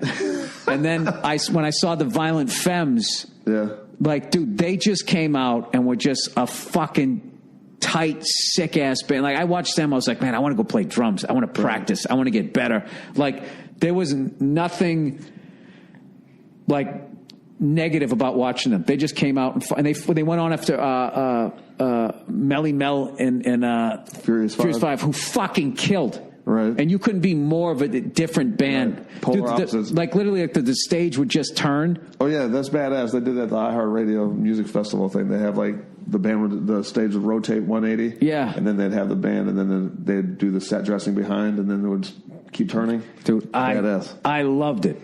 I loved it. They got, like, down in Anaheim, they had it, and, like, Salt and Pepper was on it, and a couple other people. Dude, it was fucking nuts. It was, you just knocked out like 10 of the bands that I should have seen back then. Right. And, you know, they all sounded great. There was just, I'll tell you there was just one person that I looked at and it was just like, my God. But he was still singing great, but it's just like, fuck, dude. Right. See, we saw Cameo like 6 months ago down, I can't remember what it was, like by the water somewhere here in LA. And Roger Blackman. What's his name? Yeah. What songs does he sing? She's on a brick. Oh, yeah. House. Okay. All those, dude, he came, you know, because he used to come out in like leather chaps and a cup, you know. Oh, yeah, it was the 70s, yeah. Right. Fucking dude, Coke spoon around his neck. Dude, he's still doing this. Like, he came out with the belly, you know, like, oh, no. Bad hips and knees, and he's still wearing a cup, but he was like, his leather pants in the back looked like a diaper. Oh. And he would come out and he'd just like do this little, like, trying to be sexy and swivel his hips, and my wife was dying laughing. She was like, he needs to fucking stop. Yes. Stop doing that. No, but like even when you keep yourself in shape. Yeah, he was not in shape. He was you can't do that sexy shit. And that, I'm telling you, that is a self-involved baby boomer thing that is being passed down. Like, dude, Madonna is in unfucking believable shape for her fucking age. But when she starts twerking, it's just Mom, stop it. Right. What are you doing? Right. You can't, and then it's like the older guy. What you got to do is, you got to like, I used to talk to DeRosa about this. You know, you got to dress like Dana White. Right. When you get older, right? Like Dana White is roughly my age. Dana White, you know, he wears a suit. He wears the collared shirt, doesn't have the tie. Doesn't have the tie all right. So he's a little bit relaxed, but he's dressed like, he doesn't look like a creep. You know what I mean? Yeah. But if he was to show up, you know what I mean? I'm not just putting it on him. I'm just saying that fucking look. Just you take a guy the same age, my fucking age, and you're going to try to fucking pull off like a tank top. Like, even like when you watch those P90X things, right? The old guys that are working. The 58-year-old guys with the abs. It's like, dude, amazing. Put your fucking shirt on. Right. Because there's nothing they can do for the loss of elasticity in your fucking skin. Right. Yeah, you're decomposing in front of me. With avocado. Yeah, they should be. Should be sitting in a giant fruit bowl. Oh my God! Little fruit flies flying around you. So I learned a lot. Like I watched those bands, and it was the people that were comfortable with their age and kept themselves in shape and came out and were having a good fucking time. Hell yeah! It was just like, oh man, this is fucking great. And you would like, you just were really excited. But if they came out like, you know, they're still fucking partying like, you know, Keith Richards back in the day, and then they're coming out, and you're going to still wear like leather and shit. Right. HD Net had this concert series a couple years ago, and they would show these commercials for the concert series, and they showed Steppenwolf, right?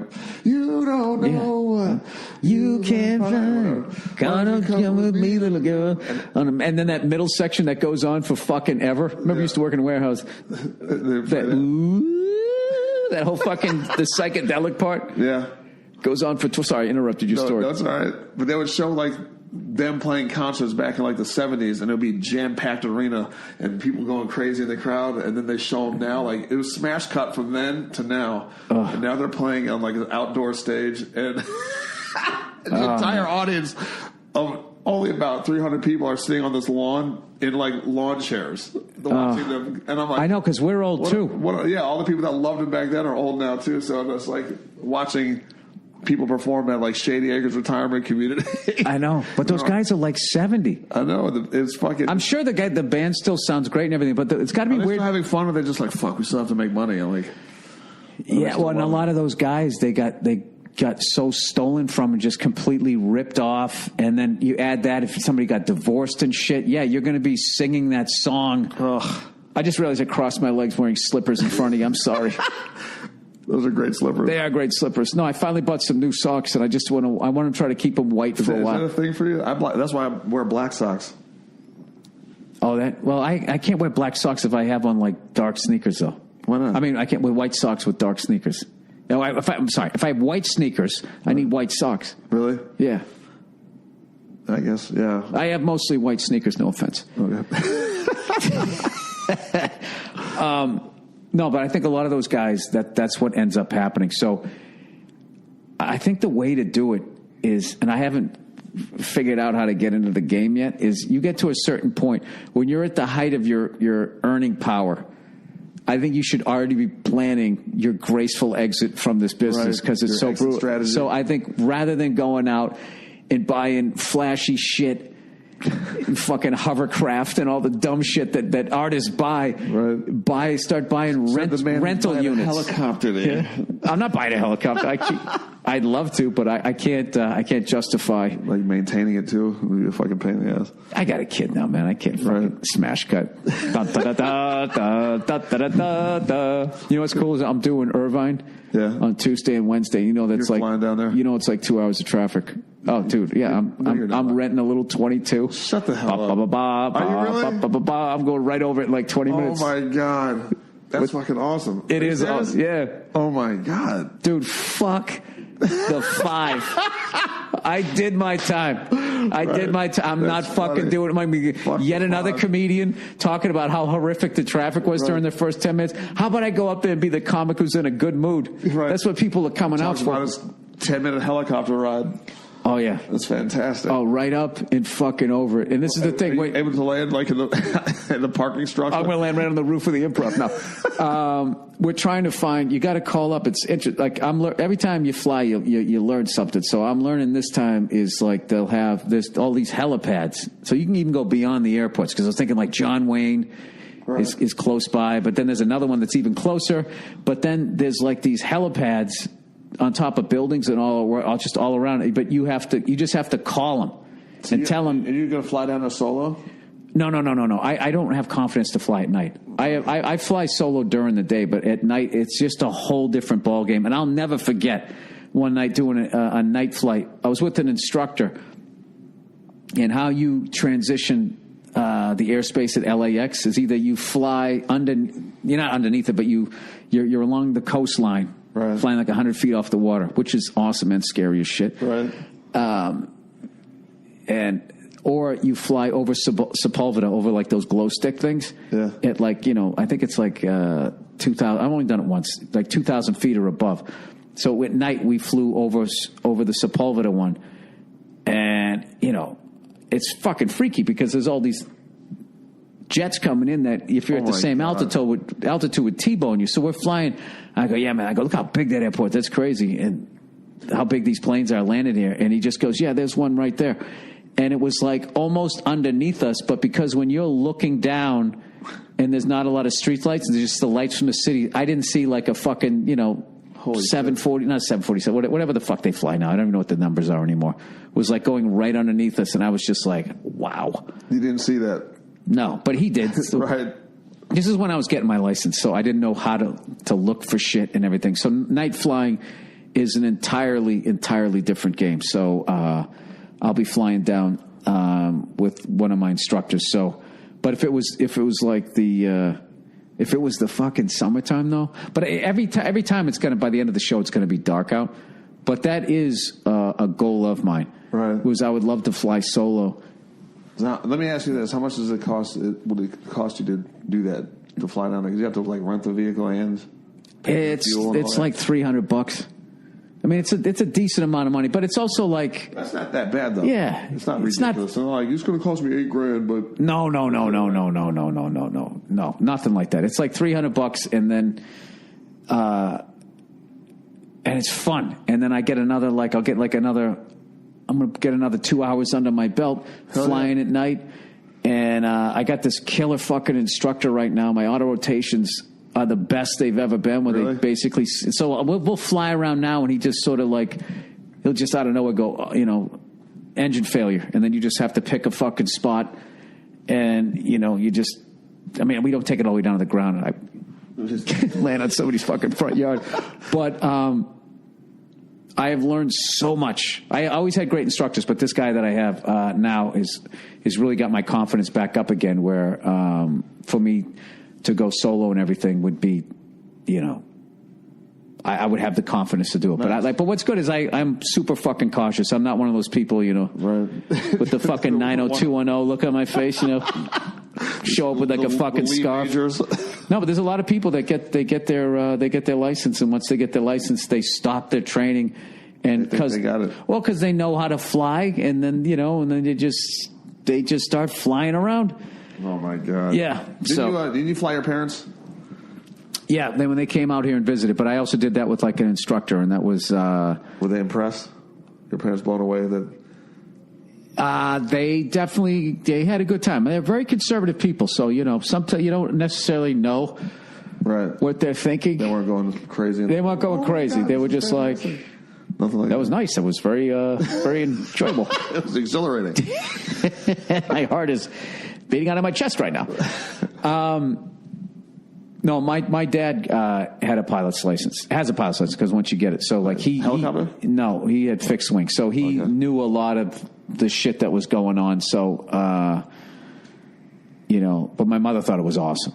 She loved it and wasn't scared at all. My dad, I think, because he had a license, understood probably more the danger of it and that type of shit. So he probably thought it was a little squirrely when we were 100 feet off the fucking water flying underneath. The jets or whatever. But I tell you, it's one of the great things that I've done in my fucking adult life. And I don't know. But we're not here to talk about me. We're here to talk about you. We've already done an hour and 15 minutes, just like that. Hey, can I come down the night of your taping? Dude, I would want nothing more than to come down there. All right. Well, some people, like me, I'd be like, no, I don't want anybody there. Nobody I fucking know. So it's just one more thing for me to think about. We're going to do I'm going to come on. I'm going to be brought from off stage. I have another comedian opening for me, a guy named Frankie Quinones, who does the Cholo Fit videos. And he usually tours with Craig and I. And so I'm going to have someone bring me on stage from off stage. You got that fucking voice there. Oh, yeah. I'll definitely do it. Definitely do it. Yeah. I mean, just double check my schedule. I'm 99% sure I'm in town, right? Okay. February 11th. February 11th. It's Sunday there. Yeah. What do I got? I got Reno. I got Santa Barbara. And then I got the Patrice O'Neal benefit towards the end of the month. Oh, man. That's right. I met Patrice's mom and sister with you. That was fucking amazing. Oh, yeah. That was great. They're the best. They're the best. Hey, so I'll tell you this. When you do sound check, just make sure, speaking of Patrice, because I remember one time he did some taping and the sound wasn't right. And when it came time for him to do his taping, they thought he was a pain in the ass, but he was like, the sound isn't right. And he was like, I want to be the loudest thing in the room. So make sure your monitors. So, you got to just make sure that is right. Right. If that's fucking right, then it's like your lightsaber is totally on. And, you know that deal. If you get up there and you can't fucking hear yourself. And God knows when you go to tape, there's always somebody who fucks something like that. Oh, I thought it'd be good to just have the sound way down, Just make sure all of that shit's right, and then just go up there and kill it. Yeah, that's the plan. I've never seen you so fucking nervous.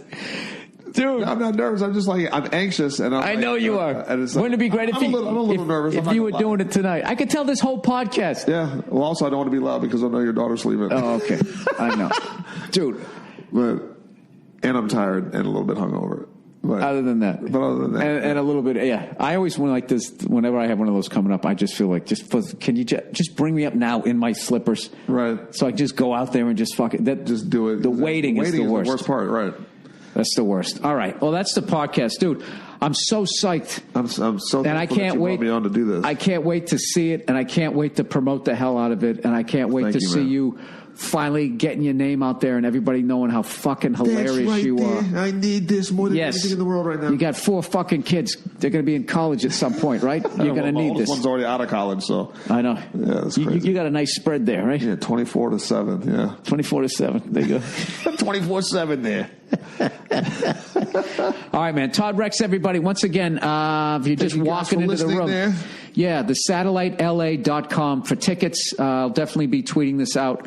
Appreciate it, man. February 11th, it's a Sunday, 7:30 and 9:30 in Silver Lake, Los Angeles. It's the weekend after the Super Bowl, so you're going to be all depressed that football is over for another 6 months. Come on out and see one of the best comics I know. All right, that's the podcast. Go fuck yourselves. I'll check in on you on Thursday. Oh, jeez.